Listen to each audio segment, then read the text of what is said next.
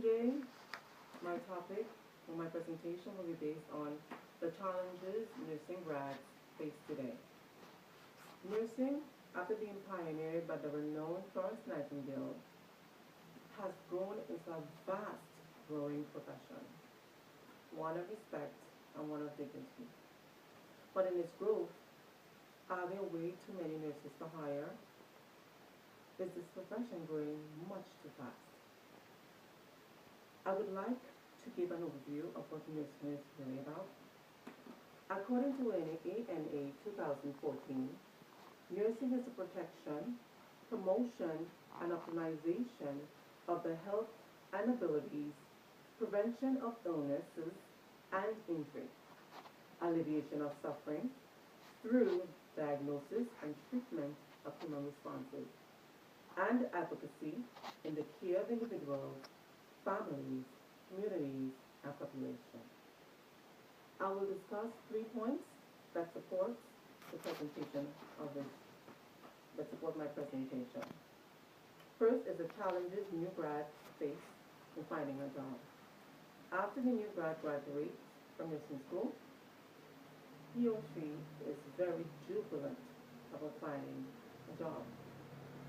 Most the first preference is a hospital. The second may be a nursing home. But to their surprise, it has become very difficult to find a job.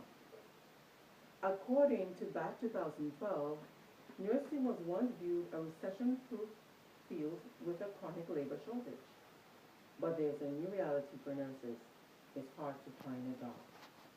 If we look at this bar chart, the gray on the key, the gray color represents average vacancies, while the red represents new RN grads with associate or bachelor's degree. Here on the chart in 2008, there were way more jobs in the average vacancies where the nurses filled were presented with jobs. In 2009, there was a jump. There were way too many nurses for hire as compared in the average job vacancies. There were not much vacancies. While in 2010, nurses, the demand for nurses, not just the demand for nurses, but nurses were out of jobs by 50% when in comparison to the average vacancies. Now I have explained this challenge, I will move to the second point. The influx of nurses with no experience makes them less marketable for hire. When the new graduates from nursing school,